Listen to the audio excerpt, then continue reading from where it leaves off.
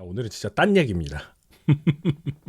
혹시 NFL 말고 F1이라는 스포츠 혹시 보시는 분들 계신가요? 뭐 다양한 스포츠들 많이 보실 텐데 일단 저는 개인적으로 NFL과 F1만 거의 보고 있습니다. 해밀턴, 막스 베르스타펜, 어우 스즈카 직관까지 갔다 오시고 굉장하십니다. 제가 이 미식축구 경기 중계 하면서 가장 당황스러운 순간 중에 하나가 뭐냐면 다른 스포츠 종목 셀럽이 왔을 때거든요. 그래도 가수라거나 배우들이 나오면은 제가 주워 듣거나 본 게 있어서 상관이 없는데 야구 선수가 나온다 이러면 제가 진짜 아득해지거든요. 순간 저 멈춥니다. 그렇다고 제가 모르는 얘기를 막 할 수는 없잖아요. 이제 대부분 캐스터 분들께서는 야구라는 종목에 익숙하시기 때문에 대응을 잘 해주세요. 정말 감사하게도. 야구 선수라거나 농구 선수가 나오면 대응을 잘 해주시는데 제가 야구랑 농구를 팔로우한 지가 너무 오래돼가지고 막 이렇게 NFL 중계하기 시작하면서 NFL만 좀 집중을 하다 보니까 제가 오프 시즌에 좀 공부를 해보도록 하겠습니다. 근데 재밌는 게 최근 들어서 저한테는 다소 반가운 지점 중에 하나가 F1 선수들이 경기 중계화면에 요즘에 좀 잡히고 있어요. 근 몇 년 새에 F1과 NFL의 인연이 좀 생겼기 때문인데 그 갈래에서 NFL 팬들이 잘 모르시는 TMI 하나를 오늘 좀 전달드리려고 하고 있습니다. 그래서 오늘 방송 준비했고요. NFL과 F1의 공통점은 뭘까요? 뭐 제가 정말 미천하게 갖고 있는 F1 지식을 활용해서 말씀드리면 일단 두 종목은 헬멧을 쓰죠. 머리를 잘 보호해야 되니까요. 뭐 이게 맥락 자체는 조금 다르긴 합니다.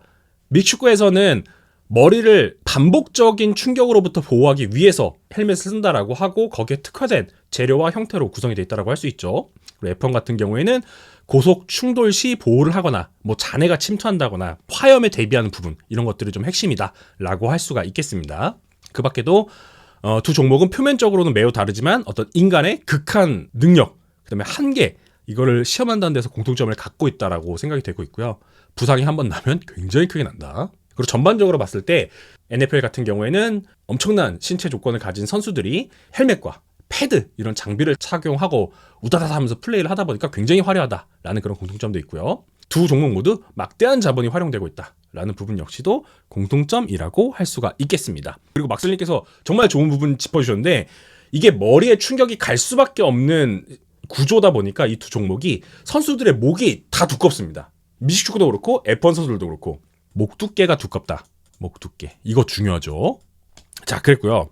코칭 스태프 중요합니다. 이 전술 전략 싸움 매우 치열한 종목들이라고 할 수가 있고요. 그래서 좀 깊이 파고들면 파고들수록 처음은 딱 표면적으로 보여지는 화려함, 막 우당탕탕하는 거, 사고 나고 막 이런 거 부딪히고 충돌하고 이런 것에 좀 매몰이 되다가 스포츠들을 깊게 파고 들어가면은 이 전략 전술 싸움에 사람들이 좀 매료돼서 이 스포츠들을 즐기게 된다라는 공통점이 있죠. 그래서 요 내용 조금 들어가기 앞서서 제가 좀 자주 했던 얘기 한 번만 더 하겠습니다. NFL의 확장. 요 이야기 먼저 잠깐 해볼게요. 저희 채널을 찾아와 주시는 분들은 당연히 이 미식축구와 NFL에 관심이 있으니까 찾아와 주셨겠지만 여러 프로스포츠를 다들 보시겠죠? 그래서 NFL 같은 경우에는 제가 알기로 뭐 야구를 보시다가 MLB를 보시다가 이렇게 NFL 접해서 넘으시는 분들도 계시고 농구, NBA 보시다가 NFL 이렇게 노출돼서 오시는 분들도 계시는 걸로 알고 있습니다. 미국에 거주하시거나 유학 경험이 있으시다거나 또는 국내에서 뭐 대학교 같은 데서 미식축구 활동을 하시다가 이렇게 보게 되신 분들도 많으실 테고 그리고 예전에 AFKN에서 중계하던 것을 통해서 입문하신 분들도 좀 계신 걸로 알고 있고요. 상대적으로 접근성이 상당히 떨어지는 스포츠였죠. 몇 년 전까지만 해도 국내 중계 없었잖아요. 그리고 국내에서 어떤 컨텐츠를 만들어 주시는 분들도 전무했고 지금은 너무 훌륭하신 여러분들께서 컨텐츠를 만들어 주신 덕분에 저 역시도 굉장히 많이 배우고 재밌게 즐기고 있습니다. NFL은 이 초국적인 확장을 서두르지 않았던 리그죠. 왜냐? 필요가 없었으니까. NFL은 철저하게 미국을 중심으로 돌아가는 미국을 위한 미국에 의한 스포츠였거든요. 근데 여기서 중요한 것은 이게 과거형이었거든요. 입니다. 그래서 NFL은 정말 이 내수 시장만으로도 수익이 충분했기 때문에 굳이 밖으로 나갈 생각을 안 했습니다. 돈도 어마어마하게 이미 내수 시장에서 벌고 있었고 다른 리그에 종속되지 않은 미국 4대 스포츠 중에 유일한 그런 리그였죠. 그리고 미국 영토 내에 모든 구단이 연고지를 둔 그런 스포츠임에도 불구하고 굉장히 잘 나가고 돈도 많이 벌었습니다. 그래서 포브스에서 매년 발표하는 구단 가치에서 꾸준히 이 NFL 구단들이 최상위권을 차지를 해왔고요. 그리고 NFL 시즌의 마지막 경기인 슈퍼볼은 전 세계에서 프로스포츠 중에 최고의 단일 이벤트로 군림을 해왔습니다. 그래서 밖으로 안 나갔어요. 미국에만 있었어요. 나갈 필요를 크게 못 느꼈던 거죠. 뭐 조금씩 나가긴 했는데 사실 그게 뭐 크게 막 유의미하고 그렇진 않습니다. 그런데 시대의 변화에 따라서 점점 세계 시장 확대가 진행되고 있습니다. 이 흐름에 NFL도 같이 따라가고 있습니다. 엄청나게 많이 말씀드렸던 인터내셔널 시리즈, 그리고 최근에 리그에서 굉장히 홍보를 많이 하고 있는 IPP, 인터내셔널 패스웨이 프로그램, 이것 역시도 최근 다시 활성화되고 있는 그런 상황이라고 할 수가 있겠습니다. 근데 이게 뭐 이해는 할 수 있어요. NFL이 말씀드린 것처럼 내수 시장으로도 충분했고, 그리고 이게 미국은 연방정부로 된 국가잖아요. 그래서 주의 개념이라는 게 사실 우리가 생각하는 어떤 도의 개념이 아니라 단순 행정구역을 넘어서 작은 국가에 해당하는 그런 위상을 갖고 있기 때문에 어떤 NFL의 구단들이 주 또는 도시를 대변하는 이제 그런 역할을 했던 거죠. 그래서 이렇게 구단들 간의 대결은 지리적 또는 역사적으로 이어진 작은 국가대항전 느낌이 났었기 때문에 사람들이 거기에 굉장히 감정이입을 하고 몰입을 하고 있었던 것이죠. 사실 그거를 저희가 똑같이 감정이입을 해서 볼 수는 없겠지만, 그래도 이렇게 인터넷 매체라거나 어떤 미디어가 확장되기 전까지는 참 접근하기 어려웠던 그런 스포츠 종목이었다라고 할 수가 있겠습니다. 시대가 계속 변하고 있죠. 요런 얘기할 때 사실 이야기를 해야 되는 인물이 있습니다. 폴 태글리아부와 로저 구델이라고 할 수 있는데요. 폴 태글리아부 같은 경우에는 전임 커미셔너입니다. 7대 커미셔너였고요. 안타깝게도 올해 타계하셨습니다. 그래서 경기 중간중간에 폴 태글리아부를 추모하는 그런 행사라거나 영상들이 사실 이번 시즌에 계속 있었거든요. 그냥 중계화면을 보시는 분들께서는 많이 못 보셨을 거예요. 경기 전에 사전 행사로 많이 하더라고요. 그리고 로저 구델 같은 경우에는 지금 여러분들이 매우 잘 아는 인사시죠. 드래프트 때마다 나와서 픽 발표하시는데 야유 엄청나게 들으시는 분, 그렇습니다. 그랬는데 이 폴 태글리아부는 로저 구델의 상사였습니다. 원래 폴 태글리아부가 커미셔너로 있을 때 로저 구델이 리그 사무국에서 이미 일을 하고 있었거든요. 재밌는 거는 두 인사는 뿌리와 철학이 다릅니다. 태글리아부는 변호사 출신이거든요. 그리고 로저 구델은 대학교에서 비즈니스학을 공부하고 철저하게 비즈니스맨으로서 사무국에서 일을 했던 사람입니다. 그래서 태글리아부는 어떤 시스템을 잡는 데 굉장히 집중을 많이 했던 인사예요. 그래서 재임 기간은 89년부터 2006년까지 진행을 했었는데, 당시 기간을 생각을 해보시면은 리그가 28개의 구단에서 32개로 확대되던 그 시기입니다. 그중 하나가 오늘 방송 서두에 말씀드렸던 볼티모어 레이븐스가 있고요. 레이븐스는 1996년에 만들어졌죠. 그래서 올해 여기 30주년 패치하고 경기 치렀었잖아요. 그랬었고, 태글리아부는 이런 내용들을 바탕으로 해서 미디어의 발전과 함께 미국 내에 전국 단위로 리그 시장의 저변을 확대하는데 혁혁한 공을 세웠던 인물입니다. 여기에 선수 노조, 그리고 리그의 CBA 협상 패키지를 설계했던 핵심 당사자로서 우리가 지금 알고 있는 이 셀러리 캡 시스템이 1990년대 중반에 정착되는데 혁혁한 공을 세웠던 인물입니다. 그러고 나서 추가적으로 하나 더, 우리가 지금 알고 있는 NFL에 대한 미디어 소스를 얻거나 경기를 볼 때 관련 영상이라거나 사진 같은 거 얻을 때 NFL 네트워크 통해서 이용하잖아요. 자체 미디어 생태계를 구축하는데 결정적인 기여를 했던 인물이 태글리아부입니다. 그 전까지는 전부 방송국에 종속돼 있었어요. 이런 미디어 플랫폼이. 하지만 NFL 네트워크가 출범이 되면서 우리는 더 많은 NFL 관련 소스를 조금 더 저렴하고 편하고 많은 양, 그리고 좋은 퀄리티의 내용들을 얻게 된 거죠. 그리고 나서 이 재임 기간을 좀 보시면 아시겠지만 9.11 테러도 있었고요. 이 허리케인 카트리나도 있었는데요. 그때 당시에 무리하게 뭐 리그를 진행을 하지 않고 사회적인 분위기에 맞춰서 경기를 중단을 하고 일정을 조율하거나 이런 거를 하면서 좀 좋은 평가를 받았던 인물입니다. 물론 어느 인물이든 명과 암은 있죠. 태글리아부 역시도 암적인 측면이 조금 있긴 있어요. 특히 선수들의 부상, 뇌진탕 쪽에 대해서 굉장히 등한시한 부분이 있었거든요. 그래서 좀 평가가 약간 갈리는 부분이 있긴 합니다. 그리고 반대로 로저 구델 같은 경우에는 조금 더 비즈니스맨 타입의 인사라고 할 수가 있죠. 구델은 태글리아부 재임 기간 동안 비즈니스 운영에 걸친 다양한 역할을 수행을 하면서 지금도 이 비즈니스적인 측면의 강점을 보이면서 리그를 이끌어 나가고 있죠. 그런 상황인데 이 세계화에 관련된 관점에서 좀 전략의 차이가 있었습니다. 태글리아부는 어떻게 생각했냐면 세계화를 하고 싶기는 해. 유럽에 NFL 붐이 불고 있어. 그러면은 거기에 NFL 유럽이라는 걸 설치해. 지부를 설치해. 그리고 선수랑 팀을 육성시켜서 새로운 리그를 키우자 였고요. 구델은 물론 이것에 영향을 받았습니다. 태글리아부가 전임자였기 때문에 태글리아부가 진행했던 정책의 성과를 봤죠, 이 사람은. 그런데 이렇게 하는 것보다 우리는 그냥 정규 시즌에 NFL 팀들을 보내. 현지로 보내서 정규 시즌을 소화하게 이걸로 바꿨습니다. 차이가 좀 극명하죠. 근데 테글리아부가 세계화를 하려고 했었던 이유는 원래 80년대에 영국에서 약간 있었어요. 풋볼 붐이 있었어요. 당시에 영국에서 당연히 영국이니까 축구가 제일 잘 나갔겠죠. 근데 축구가 이제 공중파에서 나가면서 좀 몇 가지 이슈가 있었는데 훌리건 이슈 굉장히 컸었고요. 그 밖에 경기장이 노후화됐는데 이것들을 이제 구단이 새로 보수를 해주지 않고 이러면서 막 피해를 보기 시작하니까 축구에 대한 인기가 약간 사그러졌고 이것을 이용을 해서 영국의 공중파 방송 중에 하나가 NFL 하이라이트를 보내기 시작한 거예요. 그러면서 한때 영국에 이 미식축구 붐이 잠깐 불었었습니다. 대학에서 이제 하던 선수들이라거나 프로에서 약간 떨어져 나간 일부 인사들이 영국으로 갑니다. 그래서 영국에 가서 경기를 실제로 치르기도 하고 선수들을 육성하기도 했는데 이러한 흐름에 편승했었던 인물 중에 한 명이 지금 여러분들이 굉장히 잘 아시는 인물 중에 한 명이에요. 바로 덴버 브론코스의 헤드코치인 션 페이튼입니다. 이때 션 페이튼이 영국 가 있었어요. 그래서 이번에 덴버 브론코스가 인터내셔널 게임 해서 그 영국 가서 경기 한번 했잖아요. 그때 본인이 몸담았던 팀에 막 선물 주고 이랬거든요. 아무튼 그랬던 적이 있습니다. 그래서 영국에서 이렇게 붐이 잠깐 있었고 이제 이것을 좀 활용을 해서 현지 리그를 육성을 하고 했지만 결과적으로 실패를 했고요. 로저 구대 같은 경우에는 지금 여러분들이 잘 아시는 이 인터내셔널 시리즈를 확장을 하면서 굉장히 많은 수익을 거둬들이고 있는 상황입니다. 물론 이것은 테글리아부의 선택이 잘못됐다, 로저 구델의 선택이 옳았다 이 얘기는 아니에요. 왜냐하면 교통도 발달했고요, 인터넷도 발달했고요, 미디어도 발달했고요, 이런 전체적인 것을 아우르는 플랫폼 역시도 굉장히 발달했기 때문에 이거를 좀 총체적으로 감안을 해야 된다라고 생각이 되고 있습니다. 하지만 지금은 로저 구델의 전략이 제가 볼 땐 잘 통하고 있어요. 실제로 시청률도 늘어나고 있고요. 매년 인터내셔널 시리즈 경기가 확장이 되고 있죠. 물론 미국에 있는 현지 팬들은 굉장히 싫어합니다. 아니 우리 동네에서 하는 경기를 빼서 외국에서 하는 거잖아요. 하지만 저희 같은 외국인들에게는 굉장히 반가운 소식이죠. 세계화가 잘 되면 언젠가 아시아에서 경기할 수도 있잖아요. 일본에서 경기하면 안 보러 가실 건가요? 중국에서 경기하면 안 보러 가실 건가요? 그러다 한국에서 할 수도 있는데 저도 같은 마음이고요. 당연히 보러 가야겠다라는 생각하고 있습니다. 그래서 우리 입장에서는 세계화가 되어야 된다. 추가적으로 좀 생각을 해주시면 좋을 부분이 이 휴식기 NFL 구장들 문제입니다.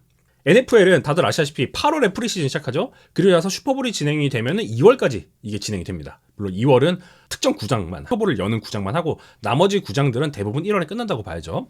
그런데 각 구장들은 연간 운영비로 대략 150억에서 300억까지 쓰는 팀이 있습니다. 300억 이상을 렌트비로 쓰는 팀도 있어요. 대표적으로 샌프란시스코 나이너스, 샌프란시스코 49ers 같은 경우에는 구장을 구단이 소유하지 않고 있습니다. 이거 빌려 쓰고 있습니다. 공공기관으로부터 이것을 임대를 해서 쓰고 있는데 이게 한 40년 계약되거든요. 근데 매년 300억에서 400억가량을 내야 됩니다. 아무튼 돈을 무지하게 쓴다는 얘기예요. 그리고 이것은 이 오프 시즌에 NFL 구장이 휴식기가 들어가면은 구단뿐만 아니라 근처 상권에도 영향을 주거든요. 그래서 이런 경제적 이득을 창출하는 것이 좀 필요합니다. 그래서 NFL 오프 시즌에도 이 거대한 공간은 다양한 이벤트로 활용이 됩니다. 그래서 뭐 대표적으로 콘서트도 있고요, 뭐 페스티벌이 열리기도 하고 여러 가지 투어라거나 컨벤션을 하기도 하고 MLS 축구 경기가 진행되기도 하고요. 인디애나폴리스 콜츠 같은 경우에는 드래프트 컴바인을 진행을 하고 있죠. 여러분들 많이 아시다시피. 그래서 NFL이라는 리그가 짧고 굵게 치고 나가는 그런 특성 때문에 나머지 기간 동안 구단은 구장을 활용해서 돈도 벌고 비시즌에 전 세계적으로 브랜드를 확대하는 그런 기회를 같이 가져가고 싶어서 여러 가지 선택을 하는데 그 중에 하나가 F1과 NFL의 만남입니다. 제가 요 얘기하려고 여태까지 앞에 밑밥을 깔았습니다. 자, 길었다. 그래서 F1과 NFL의 만남으로 다시 돌아보겠습니다. 요 경기장 어딜까요? 요 경기장 어딘지 아시는 분? 그냥 다들 아시는구나. 역시 저희 채널에는 다 고수들만 오시네요. 빌런님 마이애미 돌핀스 맞습니다. 하드락 스타디움 맞죠? 여기 하드락이라고 써있죠 사실. 그리고 약간 팀 컬러를 보면은 이 마이애미의 아쿠아 색깔이 딱 연상되지 않으시나요? 멋진 경기장입니다. 이 플로리다 마이애미 가든즈에 위치한 하드락 스타디움, 이 마이애미 위성도시에 위치해 있는 스타디움이라고 할 수가 있겠는데요. 최대 8만 명 이상까지 수용을 했었던 그런 기록도 있고요. 87년도에 오픈을 해서 38년 동안 명맥을 이어오고 있는 그런 아주 멋진 구장이라고 할 수가 있겠습니다. 그리고 2014년도 그리고 15년도에 걸쳐서 리노베이션이 되기도 했고요. 오래된 경기장에 속하긴 하지만 리노베이션을 거치면서 정말 멋진 경기장으로 거듭났습니다. 제 눈엔 정말 예뻐요. 뭐 디자인적으로 싫어하시는 분들이 계실 수도 있겠지만 제 눈에는 정말 예쁜 경기장입니다. 그래서 해당 경기장 같은 경우에는 마이애미 돌핀스도 쓰고 있고요. 마이애미 대학교 풋볼팀 역시도 해당 경기장을 홈 경기장으로 쓰고 있습니다. 그리고 슈퍼볼뿐만 아니라 야구 월드 시리즈도 진행을 했었고요. 각종 큼직한 스포츠 이벤트는 다 하는 구장이라고 보시면 되겠습니다. 그리고 가장 중요한 거 26년도에 월드컵합니다. 해당 경기장에서 엄청나게 많은 이벤트, 다양한 스포츠 이벤트들을 하고 있는 구장이다 라고 할 수 있는데, 이 구장이 2022년부터 매년 5월에 전혀 다른 방식으로 해당 경기장이 사용이 됩니다. 완전히 다른 방식으로. 5월 초면 어떤 시기인가요? 우리 NFL 팬들 5월 초, NFL 팬들에게 5월은 어떤 기간일까요? 우리 5월 다시 기억에서 꺼내볼까요? 아무것도 없습니다. NFL 캘린더에서 5월은 가장 재미없는 시기입니다. 드래프트 끝났죠? 컴바인 끝났죠? 5월은 잊고 사는다. 아무것도 없습니다. 정말 그냥 훈련합니다. 선수들 훈련하고 뉴스도 없습니다. 이때는 뭐 굵직한 계약 다 끝난 상태고요. NFL 팬들에게 가장 힘든 시기가 이 시기입니다. 그래서 이 5월에 마이애미 돌핀스의 홈기장인 하드락 스타디움은 어떻게 변하냐, 이렇게 변합니다. 지금 요게 요 네모가 방금 여러분이 보신 요 경기장입니다. 그리고 요 주변에 뭐가 있죠? 주변에 요렇게 뭐가 있죠? 요게 놀랍게도 F1 서킷입니다. 평소에는 해당 위치를 주차장으로 씁니다. NFL 경기할 때 여기 서킷으로 두면 어떡해요? 당연히 차들 들어와서 주차장으로 써야죠. 그래서 다 주차장인데 5월에 말씀드렸다시피 NFL은 아무것도 없어요. 정말 소식이 제일 없는 기간이에요. 그래서 1월부터 공사를 시작해서 5월 초까지 이 구역을 F1을 위한 공간으로 바꿉니다. 마이애미는. 놀랍죠? 그리고 재밌게도 요 하드락 스타디움 내부, 여기 좀 이상하지 않나요? 요 스타디움 내부가 약간 뭔가 잔디가 아니네? 라고 생각하실 수 있죠. 요거는 이제 실제로 F1 경기를 할 때 이 하드락 스타디움의 전경이라고 할 수가 있고요. 멋있습니다. 그래서 차들이 뺑뺑뺑뺑 도는 동안 하드락 스타디움이 계속 잡혀요. 그런데 중요한 것은 요 내부가 패독 클럽이라는 데로 바뀝니다. 호스피탈리티. 여기 돌핀스 로고 여기 살짝 보이시죠? 그리고 각 F1 팀들의 호스피탈리티가 이렇게 설치가 됩니다. 그래서 F1 관계자들 그리고 선수들 휴식을 취하기도 하고요. 회의를 하기도 하고요. 각종 컨퍼런스를 진행하기도 하는 장소가 하드락 스타디움 내부에 설치가 됩니다. 우리가 너무 익숙한 이 구장이 5월 F1 그랑프리, 마이애미 그랑프리 기간 동안에는 이런 모양으로 사용이 된다라는 뜻입니다. 패독이 뭔지 모르신다라고 하시면 제가 설명을 드리겠습니다. 그러니까 저도 다른 스포츠에 대해서 제가 언급하는 게 맞는지는 모르겠는데, 제가 아는 정보로는 패독이 원래 말을 위한 울타리 공간이었다고 해요. 그래서 원래 이게 옛날 영어 중에 패록이라는 단어에서 기원을 했다 그랬나? 아무튼 그래서 뭐 경마장에서 말들이 경주 전에 안장을 하거나 대기하는 그런 구역인데, 경주마가 현대적으로 해석을 해보면 이게 F1 레이싱카가 된 거고 그 기수가 F1 드라이버가 된 거잖아요. 그래서 이 패독이라는 단어를 그대로 이제 가져와서 쓰고 있다라고 저는 알고 있어요. 잘못됐다 그러면 지적을 해주시면 감사하겠습니다. 이 패독에는 여러 가지 호스피탈 유닛이 설치가 되는데, 마이애미 그랑프리는 이것을 돌핀스 홈구장 내부로 배치하는, 그래서 우리가 NFL 경기를 보던 이 경기장 구장이 이렇게 패독 클럽으로 변신하는 것을 확인을 할 수가 있는 거죠. 아마 요거 많이 못 보신 분들이 계실 것 같아서 같이 공유해보고 싶어서 갖고 와봤습니다. 근데 원래 패독 클럽이 여기 안에 없었어요. 밖에 있었습니다. 밖에 있었는데 보안적으로 문제가 많이 생기기도 하고 VIP들 동선이라거나 선수들 동선에 좀 문제가 생겨서 2022년도에 마이애미 그랑프리가 시작했는데 2023년도에 이렇게 경기장 내부로 옮겼다라고 합니다. 스폰서 회장님들이 아니라 선수들이라거나 선수팀 관계자라거나 요 FIA 관계자들 같은 분들, 이쪽에서 뭐 말씀드린 것처럼 뭐 전략회의 같은 거 하고 미팅 같은 거 하고 컨퍼런스도 하고 뭐 선수들 각종 이벤트를 여기서 많이 하기도 해요. 그래서 제가 뒤에서 또 자료화면 보여드리겠지만 NFL 선수들과 F1 선수들이 이 지역에서 같이 만나기도 합니다. 그리고 뭐 VIP들이 올 수도 있고요. 올 때도 있고요. 트럼프 대통령도 왔었습니다. 재작년에. 자, 그래서 아주 재미있는 이런 그림이 연출이 된다. 바로 나오는구나. 지금은 떠난 제일런 필립스, 브래들리 첩, 랜도 노리스, 오스카 피아스트리 이렇게 같이 사진 찍은 것도 있고요. 이게 2025년이죠. 그래서 필립스가 아직은 돌핀스 유니폼을 입고 있을 때입니다. 중간에 트레이드가 됐지만요. 그리고 요거는 유니폼을 보니까 2023 시즌인가 보구만. 아무튼 선수들이 이렇게 와서 같이 여러 가지 미디어 활동도 하고 프로그램을 같이 진행하기도 합니다. 근데 아마 NFL 팬분들은 이 르클레르의 공을 잡는 것을 보고 좀 마음에 안 드실 것 같아요. 저도 이거 딱 보자마자 저 손 바꿔주고 싶다라는 생각이 들었는데 그렇습니다. 그리고 제가 자료 사진을 많이 준비하진 못했는데 같이 활동을 굉장히 많이 했어요. 여러 가지 프로그램도 하고. 어쨌든 서킷 전체를 보면 아시겠지만 요게 다 그 마이애미의 팀 컬러 아쿠아 색깔, 그리고 중간중간에 이 마이애미 팀 컬러 중에 하나의 오렌지 색깔도 섞여 있습니다. 더 많이 깔려있는데 지금 잘 안 보이네요.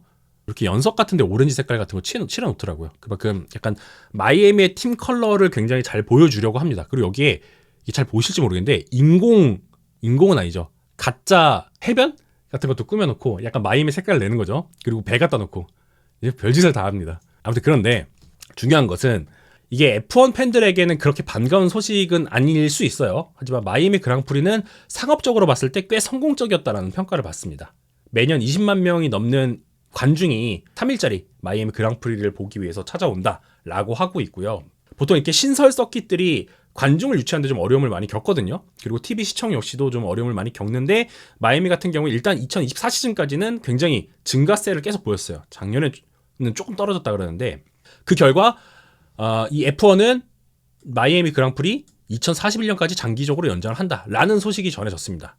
그 말인즉슨 우리 NFL 팬들은 F1과 뭔가 연결된 거를 굉장히 오랫동안 더 볼 수 있게 됐구나라고 해석을 할 수가 있죠. 사실 F1 같은 경우에는 이 리버티 미디어라고 해서 미국 기업이 인수를 했습니다. 2017년이었나요? 인수를 하면서 좀 운영 방식이 좀 많이 바뀌었다라고 합니다. 미디어에 노출되는 것도 좀 자유로워졌고 선수들 막 SNS 하는 것도 자유로워졌고 영상 같은 것도 여러 플랫폼에서 볼 수 있도록 많이 제공이 되기 시작하면서 네, 그렇습니다. 그리고 돌핀스 입장에서는 앞에서 말씀드린 비수기 때 구장 운영을 하면서 이 최대한 많은 이득을 취할 수 있는 그런 방법을 선택을 한 것이죠. 동시에 F1 그랑프리가 진행되는 동안 마이애미 돌핀스의 팀 컬러라거나 홈 구장이라거나 여러 가지 머천다이즈들이 전 세계적으로 송출될 수 있는 기회도 같이 잡을 수 있기 때문에 이것은 서로가 어떤 윈윈을 할 수 있는 그런 선택이었다라고 할 수 있겠습니다. 그리고 또 재밌는 지점은 이 마이애미 그랑프리, 다른 건 잘 모르겠어요. 마이애미 그랑프리를 운영하는 주체에서는 NFL의 운영 방식을 그대로 가져왔다라고 해요. 실제로. 그래서 최근에는 좀 조직을 나오긴 했는데 이 마이애미 그랑프리의 직전 프레지던트였던 타일러 앱 이 인사의 인터뷰를 보니까 미국 내에 그랑프리가 3개가 열리거든요. 그 중에 하나가 텍사스 코타에서 열리는 미국 그랑프리, 그리고 라스베가스 그랑프리가 있는데 이 그랑프리들이 서로 경쟁을 한다고 해요. 그때 이 마이애미 그랑프리가 빠르게 성공할 수 있었던 것은 마이애미 돌핀스 구단 조직에서 운영 방식을 실제로 많이 가져왔다. 그리고 40여 년 동안 NFL 경기를 진행해놓은 경험을 통해서 마이애미 그랑프리를 성공적으로 개최할 수 있었다라고 공언을 실제로 돌리기도 했습니다. 참고로 이 인사는 캔자스시티 칩스에서도 굉장히 오랫동안 일을 했었거든요. 그래서 앱의 이 인터뷰에서 가져온 내용에 따르면 NFL과 F1 양쪽 측면에서 일반적인 팬들 그리고 VIP까지 만족시키기 위한 그런 시스템을 구축을 하고 운영하기 위해서 굉장히 노력을 많이 했다라고 하고 그 일환 중에 하나가 패도클럽 빌딩을 스타디움 내부로 가져온 것이다 라고 밝혔습니다. 그리고 현재 돌핀스의 오너인 스티븐 로스 같은 경우에는 마이애미를 이 하드락 스타디움을 중심으로 1년 내내 스포츠 이벤트가 가득한 이 성지로 만들고 싶다 라는 원대한 꿈을 밝히기도 했습니다. 그래서 이 F1을 개최하는 것도 그 일환이라고 할 수가 있죠. 단순히 마이애미 근처 지역 사람들 또 내국인들을 넘어서 세계의 F1과 NFL 그 밖에 다양한 모터 스포츠 등이 열리는 그런 공간으로 만들고 싶다라는 의지를 강하게 피력을 했고요. 날씨 좋은 이 플로리다의 마이애미 얼마나 좋습니까? 전 세계 관광객들이 찾아오는 휴양지고 항공교통도 굉장히 좋은 지역이고 이런 천혜의 환경 속에서 여러 가지 이해관계가 얽혀서 NFL과 F1이 공존해 나가고 있다. 요 내용을 여러분들께 한번 소개시켜드리고 싶었습니다. 그래서 그러면 앞으로 어떻게 될 것인가? 채팅창에서 많은 분들이 이야기를 해주신 것처럼 랜도 노리스가 이번에 라스베가스 그랑프리를 앞두고 얼리전트 스타디움에 방문해서 경기를 관람하기도 했고요. 그리고 현장에는 칼로스 사인츠 역시도 같이 와서 경기를 보는 그런 재밌는 장면도 있었습니다.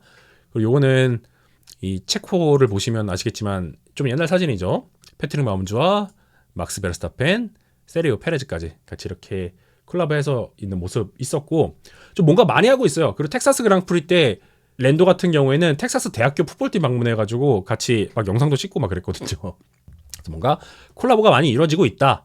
물론 이러한 활동들이 양쪽 종목의 어떤 본질, 이 경기에 방해되는 요소로서 작용을 해서는 안 되겠지만 리버티 미디어가 F1을 소유하고 있는 한 미국 최대 규모의 스포츠인 NFL과 F1이 만나지 않을 이유는 저는 없다라고 생각을 합니다.